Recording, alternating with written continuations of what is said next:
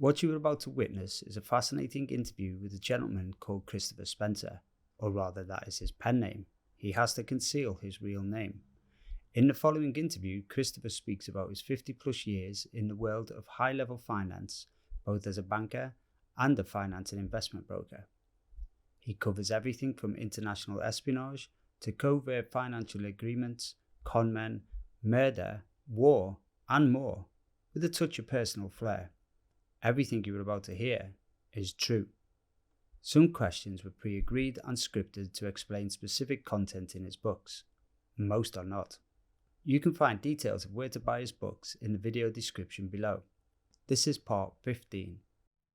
So, throughout your entire career, have you ever witnessed any instances of corruption or illegal activity? And if so, can you tell us how you navigated these situations? So the idea being, it's a situation you found yourself in where this kind of activity is taking place, and maybe you ran the risk of being sucked into it, or maybe it was part of a project, something someone else is doing, and you had to keep yourself away from it. Or as you mentioned earlier, sometimes there's a project where there's a percentage of bribery that has to be taken into account, and there's not much choice you've got except to be honest, that kind of thing. Corruption is widespread, as I mentioned before. Whichever country that you're dealing with, you have to understand what the niceties are, what the amounts are, and although of course there's now been legislation against corruption and bribery in a number of Western countries, I'm afraid it still goes on. So in my career, I've seen it at first hand on numerous occasions. I've known what has been involved. I've known about how the company who's trying to sell its goods and services overseas, how it's dealt with it. And there are various ways of dealing with it. Obviously, there is the numbered Swiss bank account, or in the Virgin Islands, or wherever the tax regimes are attractive, and where money can be hidden behind bank accounts that are numbered, or between trusts or corporations. This goes on. I believe it still goes on. It's not a nice subject, but if you want work, you've got to fall in with the situation. Otherwise, the work is going to go to your competitors, and those competitors might include Chinese companies or Russian companies who have got absolutely no worries at all about bribing politicians and government officials to get the work needed. Did it cause me any moral questions? Well, yes, it did. I must say, at some stages, when I heard about what the percentage was involved in a particular contract, obviously I won't mention any names, I was very amazed by the level that we were talking about. It was a particularly big contract as well. And I was asked whether I could advise the company to do it better, because they were worried about being found out. Subsequently, they were found out in a little bit of a way, but such was the importance that they managed to bury it all in the end. I did try to help them with one or two carefully placed suggestions, but I didn't like doing that. It wasn't part of my job, I must say, to negotiate these kind of arrangements, but I was aware of it happening. I needed to know, because I had to clear it in some cases with government. I had to clear it with the financial institutions involved. But it still goes on, I'm afraid. And I have the attitude that if we don't do it, well, we'll miss out.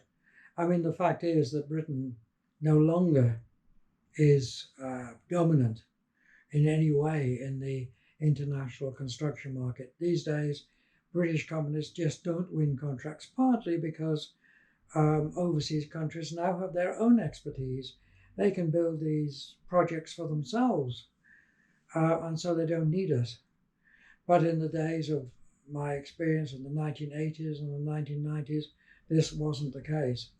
And still, these payments were demanded in order to get a contract and to get work and exports for the companies involved.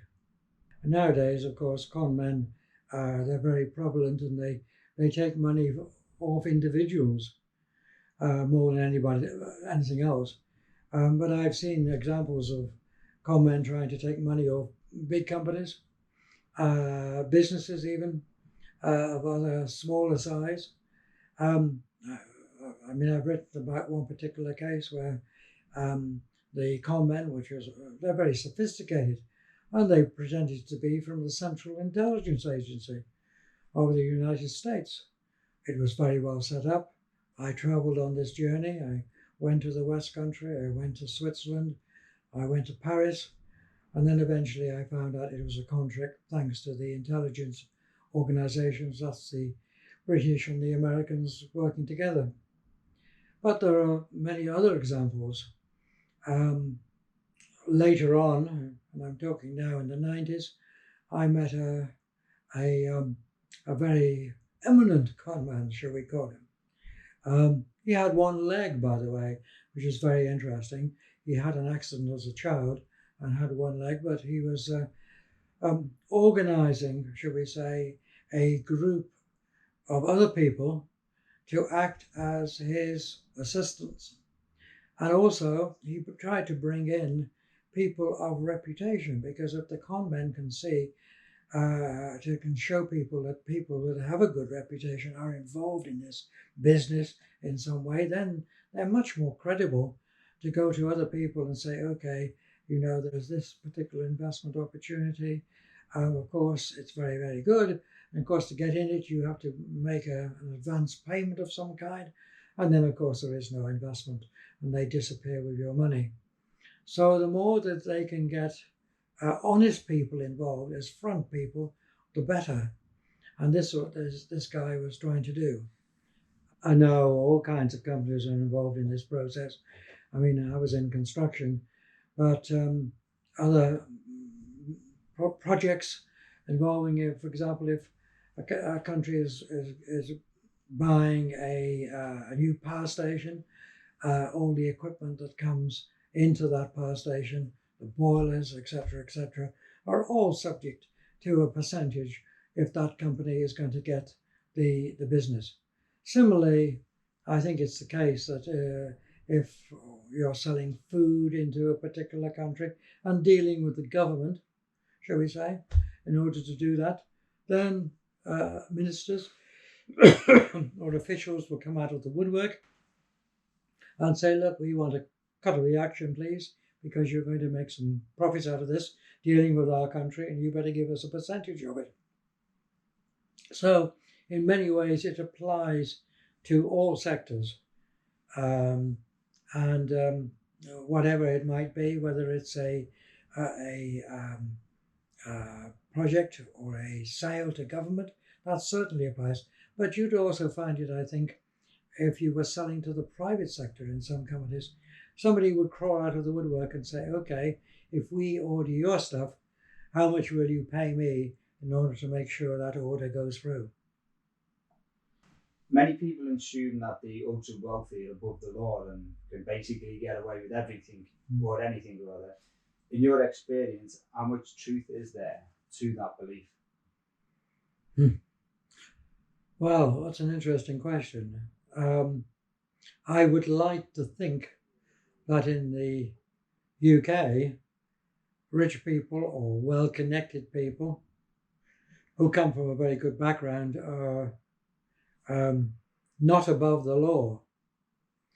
But in my personal experience, I have found that it does depend on your background, particularly on what kind of sentence you might get if you're found guilty. I have a particular example of one guy who, like myself, was a grammar school boy, and Didn't go to university, but took a professional qualification. And then later on in life, he was charged with a crime. Not a particularly serious crime, but he got a jail sentence of quite a few number of years. He had to serve part of that sentence in a closed prison, and only in the last year of his sentence was he allowed to go to an open prison.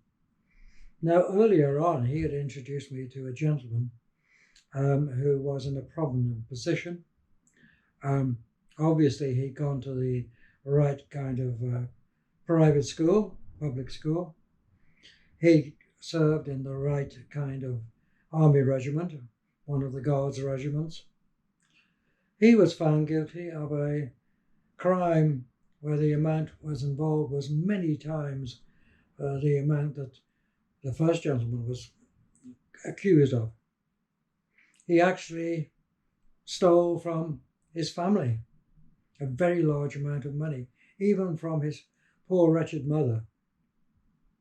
What did he get? 1 year in an open prison.